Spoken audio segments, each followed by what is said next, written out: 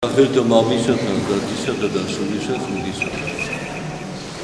ყველას გილოცავთ დღევანდელ დღესასწაულს, კიდევ დამაღლებას ჯვარის უსამართლოს ჩვენის იესო ქრისტეს.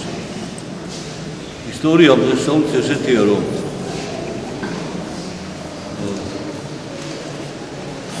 რომის იმპერიაში დიოკლეტიანეს და მაქსიმინის შემდეგ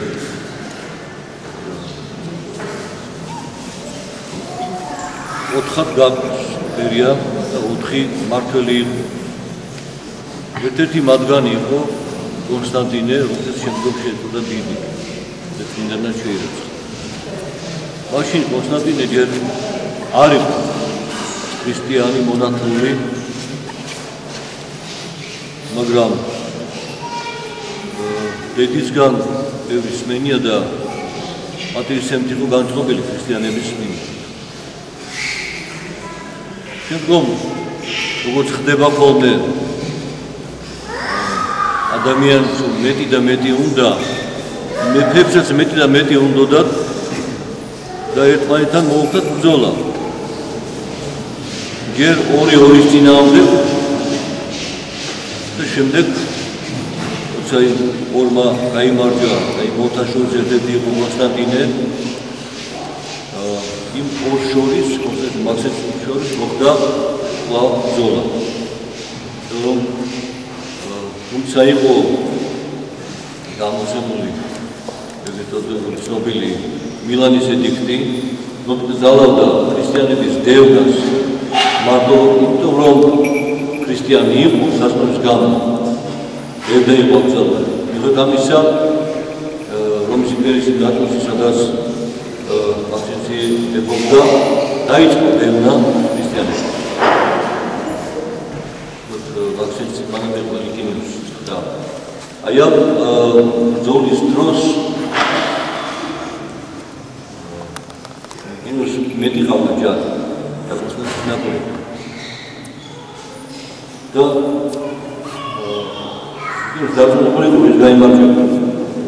Biz o programımızı mevzuli, o şartları, ne Konstantin'de, Konstantin Akadaz'da yapı. Da caris medikam. Program. O yüzden biz bu programımızı kabul yapalım. Biz gel. Rom civarı gamoyu sakha, bayrağımızı, Petr bayrağını okurucu verdi. Da amin zlev. Maqlas ayam tanasi bრძოლაში კონსტანტინემ გაიმარჯვა. ის ეს წყალობით სლია გამარჯვა თავისი მოწინააღმდეგე ქრისტიანთა დევნად. პავლე გამოირჩია თავისი ერთგული მსახურის მომავალში განადიდება მის სახელმწიფო რომის იმპერიაში. შემდეგ Konstantinე ის მოუწია აღმოსავლეთში ბრძოლა ბოსფორის ყურეში, სადაც პატარა ქალაქი იყო აბა ბიზანტია. იქ მსხვერპლთან მოუწია ბრძოლა და კვლავ უნდა გამოცხადება, რომ უფლის სახელით ის გაიმარჯვა. და იმ ბაირაღის გამოცხადებით შეებრძოლა და სლიეს. მესამე სპითებდა რომ შემოესწრნენ იმპერიის ალყებს ჩრდილო აღმოსავლეთიდან, იმათთან ბრძოლაში მესამე მოხდა გამოცხადება. აი ამ გამოცხადება მოახდინეს ისეთი გავლენა კონსტანტინეზე, რომ როდესაც ის მარტო მეფობდა რომის იმპერიაში, მან ქრისტიანობა გამოაცხადა სახელმწიფო რელიგიად. Deda Rafali Elene Dadris Musaltan Çavida Palestinashi Gezebda Mathuris Jvars da Benitito Romele Dorsa da Andries Ierusalemi Ierusalemi Espasiano da Kite Imperator da Andries Ierusalemi Tazari Im Tadisatno de Shendoshi ებრაელთა ცდელობა ვინმე იყო ბართლო და განედებდა რომაელები და დამარცხდა და ბათუმიდან დადის აღდგენა შეიძლება და რაც უკავშირდება მისი დაინგრა ბრძოლის დროს. ამიტომ შემდგომმა იმპერატორმა ადრიანემ იერუსალიმის გადასადგურზე აღშენდა საკერპი ვენერას, ღმერთის, ელინთა, ლათინთა, ღმერთის ატარი აღშენდა. თქვენ იცით ვინ იყო წარმართულ აებათა პანთეონში ვენერა ვინ იყო? კიდევ იყო ღმერთი, მაგრამ ამ დროს მუშობის სიძვის ფარველი და წამფეზებელი. აი ეს ლუცი ტაძარი აშენდა წმინდა. როდესაც კონსტანტინე გამეფდა ეპიროვლოს იმპერიაში ეს ტაძარი გაამწვეს. მაგრამ ბოგოტაზე რომ საერთოდ ადრიანე მაგრამ საბუნდე იყო ჯვარი არ იცოდა და ის აღძე უცდელობის შემდეგ ერთ-ერთმა ებრაელმა იგი ძალისმერის შემდგომ დედოფალ ესხრიდა მან აჩვენა რაც იცოდა გადმოცემით სად იყო დაფსული მარცხულის ჯვარი. თქვენ იცით რომ პალესტინაში იშვიათია წვიმები რომ წყლის მომარაგების მიზნით იკლდეში კვეთებოდა ხოლმე ზარმაზე ცისტერნებს ეწოდებდნენ აუზები დახურული და იქ გროვდებოდა მერე წვიმის წყალი. ღარები მოგაყვანილ და დაგვევილი იყო რომ როდესაც წვიმების ჟამი დადგებოდა წყალი ჰქონდა. ესეთი ცისტერნა იყო გოგოთის მთის მახლობლად და სწორედ ამ ცისტერნაში და შეიტანეს ალტოზე რომაელებმა მარცხულის ჯვარი და იმავაზაკების ჯვრები. თქვენ დღეს მოისმენთ ეს ახარება, როდესაც ჩვენთავრები მივიდნენ და თქო ეს პილოტესო დღესასწაულია და ეს ჯვრები არ გაჩანდეს და ვამძიმებს და დღესასწაულის თანხად იერს და ხალის თუშს. აი სასაბუთი შეიტანეს თეთრის თეთრში. გავიდა ხანი და როდესაც რომაელებმა დაიპყრეს ისრაელი იერუსალიმი დაანგრიეს იქ ის ადგილი ნაგავსარგებლად იქცა. ასე დაიკარგა ჯვარის ადგილი. და შემდგომ ის როგორც ვენერას ტაძარი იყო იქ აშენებული ისიც რომ დაინგრა ეს კიდე ნანგრევები დაემატა. აი ამ ებრაელმა გადმოცემით იცოდა რომ სადაც იქ უნდა ყოფილიყო. ზუსტი ადგილი სადაც აი აქ უნდა იყოს და აწარმოეს გათხრება. ამ გათხრების შედეგად დედოფალ ელენემ აღმოაჩინა სამი ჯვარი, ორი მათგანი იყო დაზიანებული, დაჭიანებული, ერთი იყო საღი და აღმოჩნდა ეს ჯვარი სასწაულო მოქმედი, ამით გამოიწეს ეს ჯვარი. შემდეგ ამოღწევს ის ჯვარი და აღმართეს უამრავი ხალხი შეიკრიბა იქ იერუსალიმის მთავარი იყო და დედოფალი ელენე მეფე კონსტანტინე იყო ჩასული ამ დღესასწაულზე და ხალხს ადიდებდა.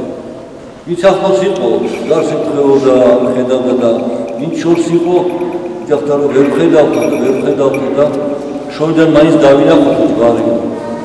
და მაშინ პატრიარქმა კონსტანტინემ და დედოფალ ელენემ აღმართეს ჯვარი და ხალხი შორიდან ხედავდა ჯვარს და უბრალოდ მას ფალუში ვიწყალე და ეს ტრადიცია წესი ჯვართა მაღლების გუშინ ძალაუფლებზე ბრალდებოდა.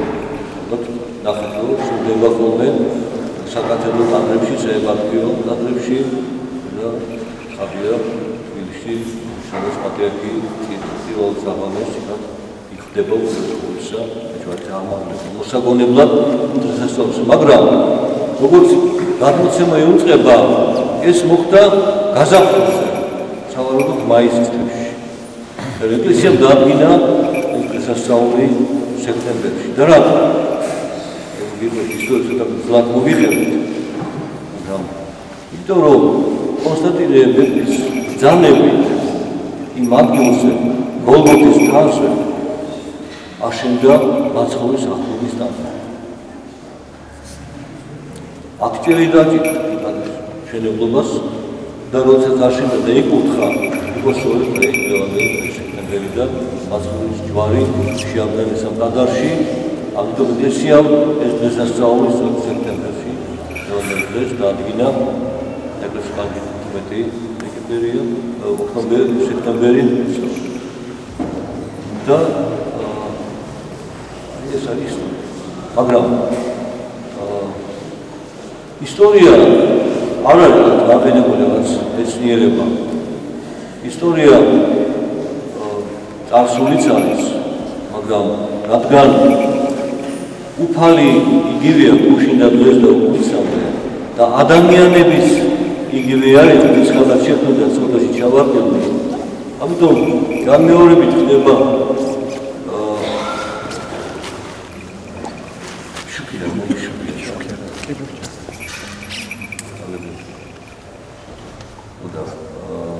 ამიტომაც ეს დღესასწაული ჩვენ ვახსენებს ერთის მხრივ მაცხოვრის წამებას, გოლგოთას, ჯვარს, სიკვდილს, გამომხსნელს ჩვენი ცოდებისაგან და შემდგომ სიკვდილზე ძლევას, თვითონ აღდგომას. და თითოეულ ადამიანი თავის ცხოვრების მანძილზე ათოვლებული ჯვრის ერთელი ასევე ჯვარს უნდა ხედავდეს უფლისას. როგორც შორიდან ურენენ და გალობენ თალუშები წყალენ, ჩვენ ღმართებს ყოველთვის ხსოვნა ხედვა ჯვარისა და მესმოდეს რომ ამ სოფლის უსამართლობანი, ტანჯვანი, წამებანი, დევნილება, წროება, განსაცდელები ეს ყველაფერი არის გოლგოთისკენ მიმავალი გზა. ეს არის ჯვარის თვითის გზა, მაგრამ მას მოყვება აღდგომა, მას მოყვება ამაღლება და ჯვართან ამაღლების დღესასწაული სწორედ ვახსენებთ ჩვენ ამას, რომ ჯვრით მოხდა გამოხსნა და ჯვრით მოხდება ჩვენთაგანის ცხოვრება. ჯვარის თვითთან განუყოლმა თქვა, ისაც მოდეს რომ იყო შემოწაფე, აიღო ჯვარისთვის და შემომიდეს.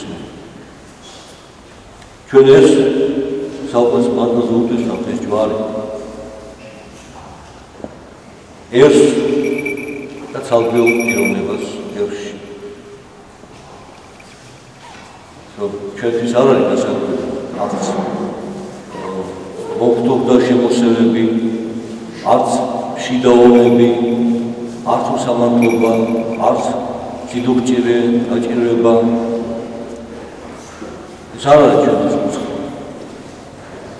მაგრამ არის ორი მიზეზი, რატომ ეძლევა ადამიანს ჯვარი. ერთი ცოდების გამო და მეორე განსადიდებად. მართალნი განსაცდელს ებულობენ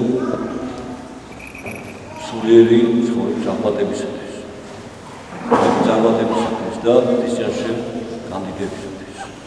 ხოლო ვინც ცოდვაშია, მას ეძლევა ეს ჯვარი თავის ცოდებისთვის. განსაცდელი არის განწმენდელი მისი ცოდებისაგან. თუ დაითმო, თუ ამ ღვთის განგებას დაეთანხმა, წინარ აღუდგა, არ ჩავარდა გმობაში და არ გახდა უცხო.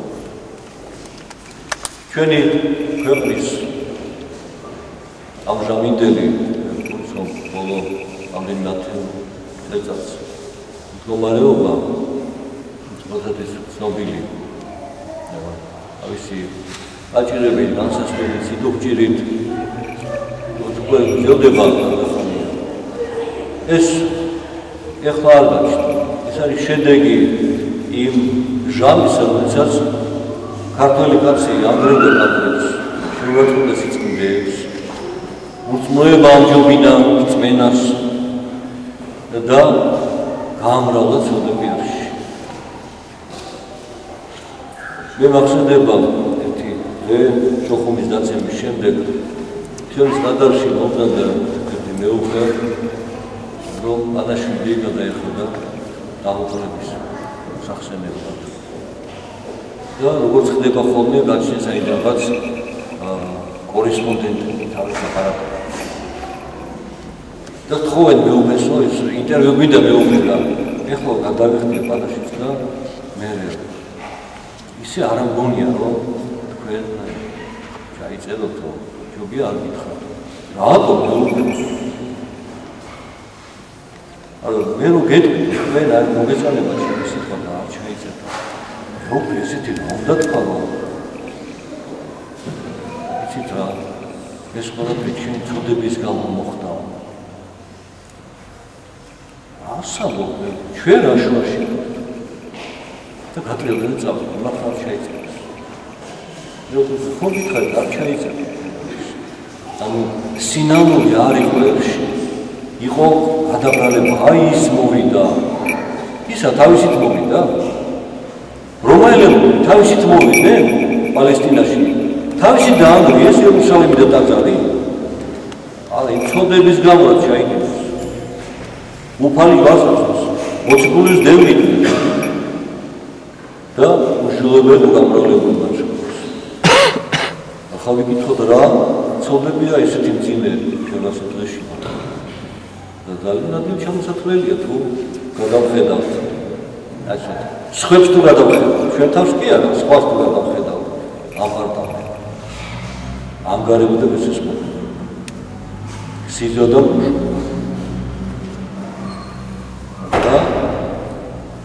ის მოგოც საკუთარ დედას თუ აგინებდნენ ახლა დედას აგინებდნენ და დედები რო შვილებს კლავდნენ აი იმიტომ აგინებდნენ დედებს შვილები რომ ვერ ხდებოდნენ რატო შემოვიდა საქართველოში ქართულ ერში დედის გინება ასე იმიტომ საგინებელი გახდნენ ეს დედები ეს გაჩნდა დაწყლავდნენ წელწადში ასეთი სტატისტიკური მონაცემები ისიც დაბლა შეიძლება საშუალოდ 40,000-მდე აღმოვიდგეთ.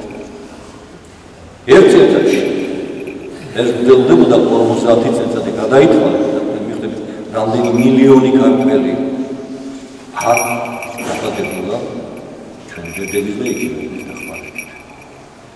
აი ეს ცოდვები ჩვენზე არის და ნახეთ უთხოველი პირველი რა იყო აღორძინდი გამრავლდი ასეთ ქვეყანა და დაეუფლეთ მას ეს რომ გამრავლდება ქრისტიანულ ქვეყანაში ვერ აავსებს მას და ეს იქნებს დაეუფლება ამიტომ უთხოველი საფრთხე ჩვენი ცეცხლზე ჩვენ ვერ უნდათ ცეცხლს ამიტომ ის მრავლდება ჩვენ ჩავრობთ რა უნდა ჩვენი ცეცხლზე კაი წავიდე ისინი და ვინ დასახლდება თბილისიდან ვინ მეწავა? ყველას ხო თბილისში უნდა ყოფნა. რატო ამ პარტამენტის გამო? რომ ის თბილისში ცხოვრობს.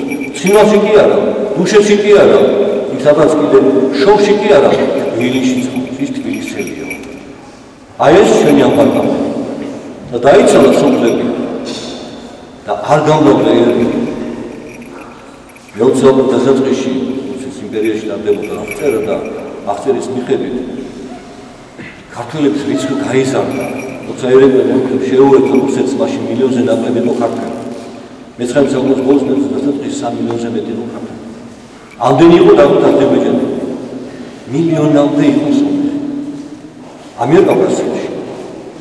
დღეს ქართველების 3 მილიონი რაღაცაა. აზერბაიჯანული 10 მილიონზე მეტი. სოფლები 2 მილიონზე მეტი. ჩვენ არ გამრავდით და ვიძახეთ რა ვიყავით ჩვენ მიწებს იმიტომ რომ ჩვენ ვერ ვიკავებთ ამ მიწებს. დაგიბრუნებენ დაუპარდეს სხვა სასწავლი მოხდა, მაგრამ ვინ დასახდება?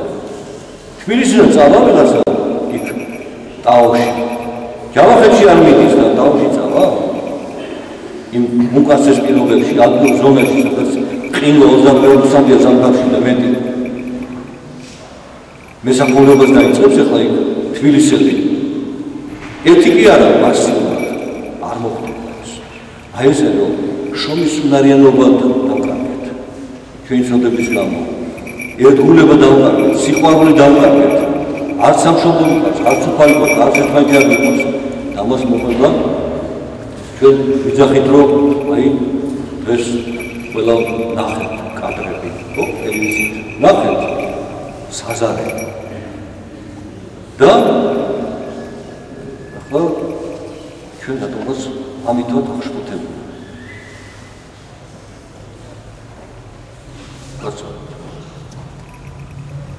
ეს მდგომარეობა მეტნაკლებად იყო გაშუქებული პარლამენტში ომბუდსმენის მიერ. რომ ძველ ციხეებში ხდება დახვევა ადამიანის. ვინ მოისმინა პარლამენტარზე, რომელიმე შემოვალი პარტიის ლიდერად წარმომადგენელმა? არავინ.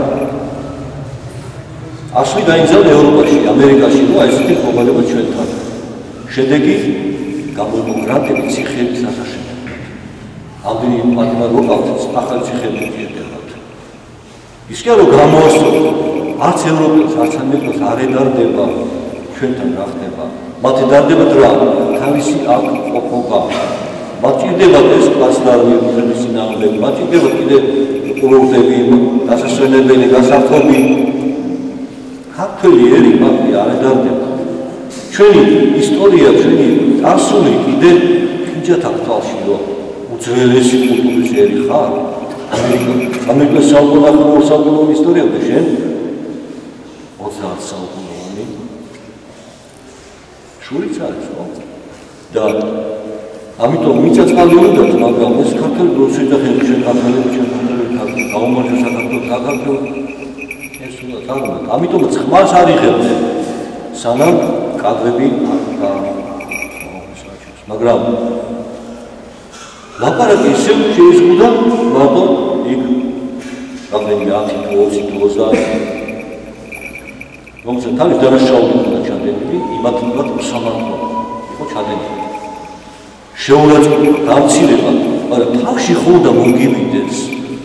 კაი, ის დანაშაულია, შენ ხო სამართლის დამცველი ხარ, შენ რას ჩადიხარ? კაცი ამას ქურდი ვარ. თუ იმიტომ ხარ ციხეში ქურდი ხარ, იმას კიდე უნდა წამება? ხო დაისაჯა ერთხელ ის რომ რაღაცა დააშალა. და შენ კიდე ამცირებლის ადამიანურ ღირსებას, ღვთის ხატებას შევახარ. ეს რას ნიშნავს, რომ ვინც ამას აკეთებდა, თავის თავში შევახა ადამიანის ღირსება. ვინც სხვა შეურაცხყოფა მიაყენა, თავის თავს მიაყენა შეურაცხყოფა, რომ შეყოლი ერთ ხატად ვარ შექმნილი. მე თუ მაშინ ღვთის ხატებას შეურაცხყოფ, ჩემში ხო იქნება. როგორც ის მიწისგან შექმნილია ღვთის მიერ, მეც მიწისგან ვარ შექმნილი. რას შეურაცხყოფ მიწას, იმ მიწას, დედამიწას შეურაცხყოფ, თუ ღვთის ქმნილებას შეურაცხყოფ, რას აკეთებ ქართულად კაცო? ესეც ხო ღვთის გმობის ერთ-ერთი გამოგინებაა. ურწმუნოების, უზნეობის გამოგინება. მაგრამ კიდევ უფრო თუ შენ მარტო ამ ერთი ლოკალური მოვლენის შევწუდები, მაშინ ხელს გავაფარებ მთლიანად ერში გავრცელებულ ამ უზნეობას. რომ სხვა რომ მოვიდეს, ის ციგნი გააკეთებს. იმიტომ არსებობს ძალაუფლების ხიბი. თუმცა მე შეხედვით დაჩაგდო, ძრებით კიდე ვიღაცები ყავს, ვინც დამცინის არაფათ არ მაგდებს. ეხლა ეს ჩემ ქვევით არის. ეხლა მე შემიძლია ჯავრი ჩემ პროცესებზე ვიყარო ამას. უმწეო ადამიანზე ჩემ ხელშია. და ვერანაირად დავდახოს მიწის კავას თუ ძრების ჩაუტრებ. მომკითხავთ არავით არ არის. აი ასე უზნეობა ვრცელდება ისეთში. და ჩვენ კიდევ ვიძახით რატომ ესეც ჩვენ ვითხოვთ რომ აძლიერებს ერში წმენა, ქრისტეს მიერ წმენა, ქრისტეს მიერ სიყვარული. აძლიერებს ჩვენში ზნეობა და მაშინ არა მარტო ეს არ მოხდება. უდანაშაულო ადამიანების ზემოთება არ იქნება. და იმას რადგანაც ნაკლებად ვახსენებ. აი ეს და ხალხ შეიცვალა ხელისუფლება, შეიცვალა. ადამიანი თუ არ შეიცვალა ხელისუფლების შეცვალა არის შვედიის არა. იყო კომუნისტები, განამაშინ არ ხდებოდა ეს უსამართლობა და იქიდან მემკვიდრეობით მოყვება, რატო? რომ ეს ჯაჭვი ჩვენი ცოდვებისა არის. და ვატრებთ ამ ჯაჭვს და მოყვება ჩვენ თაობამდე და 20 და 30 წლებში გასაკეთებენ ჩეკისტების ციხეებში დაუკვირდა ეს ტრადიცია და დღემდე მოყვება. ვერ გავთავისუფლეთ ამ ბოროტი მემკვიდრეობისა. რატო? რომ თუკერა ციხეში, რომ ციხის გარეთ ვარ ჩვენ ურწმუნო, უზნელო, ფიზმობი და აღმული ჩვენი ცოდების გამო და სინამდვილის ნაცვლად ვარ ამ პარტამენტში. აქ ფასადების წარმოქმნა, აი ჩვენ რა კარგები ვარ. ვისთანავად კარგები, უცხოეთ ჩამოვიდა ფეხებს დაეგე. როგორც უნდა მოყარო, შენი არ ციხე გავი, ხელს მიშლის. თუ მოვიდა საფუძველი უცხოეთის ისო, ამას თუ კიდევ მე დამიჯერებ, იმას რომ დავჯერსა, ისიც იგივე არ არის. დიდი ხნის წინ 90-იანის დასაწყისი იყო სტალინის ქალიშვილმა ჩამოსულა სვეტლანა საქართველოში. მას მოდა სული რომ დარჩენილი იყო საცხოვრებლად აქ. ჩავიდა ბორში, ნახაპირობები თბილისში და მოვიდა პატრიოტთა გამოსათხოვება. მე მივდივარ. რატო? ხო გინდოდა ცხოვრება? მე არ ვიცი. რატო? იქ ვიღაცა მოვიდა საზოგადოებაში ვარ მიიღეს დამელაპარაკა ღიმილით ამას მიყვება. დავთვალ საუბარი ისწავლე და მეორე მოვიდა და რომ ვიყავ ეს აღების აგენტია. ამას არ უშევი, მე მისმინა და ხა ასე. ეხლა ისწავლე და მესამე მოვიდა. უი ეს ის ინგილობა პეიცი, ეს მაგალითია. აი ახლა მე გეტყვის. უწმინდესო, ასეთი უნდობლობის და ცივისწამების გარემოში მე ვერ ვიცხოვრებ. და წავიდა. ხა, დიდი შეიძლება არაფერი მოიტანა მასა ჩვენთან ცხოვრება, მაგრამ მან დაინახა ჩვენი ნამდვილი სახე. და ჩვენ ამას ვერ ვხედავთ. თუმცა ყველაფერი გაგიცით რაც. ჩვენ თავს არ ვამხებთ. რომ ცივისწამებებით და წორիկნებით ვარ. ანგარებდეთ მოქმედებით. დავინახეთ რაღაც შეძლებულ ადამიანს და ყველა სილოსოფიის გული მოიგოს და სხვა ჩაწიხოს და იმისადმი დაიკავოს რომ იმისგან მეტი სარგებელი მიიღოს. მეტი სარგებელი ხალხს. რომელ ხალხს? ვის სარგებელი? დავთვალოთ. კარგი, მე ხარ და ამიტომაც დავიდე ჩვენ მასულს რომ ეს ჯვარი და ჩვენ გვაქვს და ვიტყუდოთ ამდენი წელია უკვე ჩვენ მე ისტორიულ ჯვარს დღევან აი ამ 30-25 წლის მანძილზე ეს არის ჩვენი ცხოვრების შედეგი და სანამ ჩვენ არ გამოსწორდებით ხალხი სანამ არ გამოსწორდებით სანამ არ მოინანიებს თითოეულ ჩვენთაგან გულში ამას და არ შეებრძოლება თავისთავში ანგარებას, მოყვარებას, ამბარდავნებას, კარიერისტულ სულილებს, სანამ ერი არ დაიწყებს გამრავლებას, ზნეობრივი გახდება. სანამ ჩვენი ცნობიერება ისე ქრისტიანულად გახდება, მანამდე ჩვენი საშუალება არ იქნება. ესე გაგრძელდება. და როდემდე ღვთის მოთმინება სამსახურს და ნუ გამწნით უფლის მოთმინებას.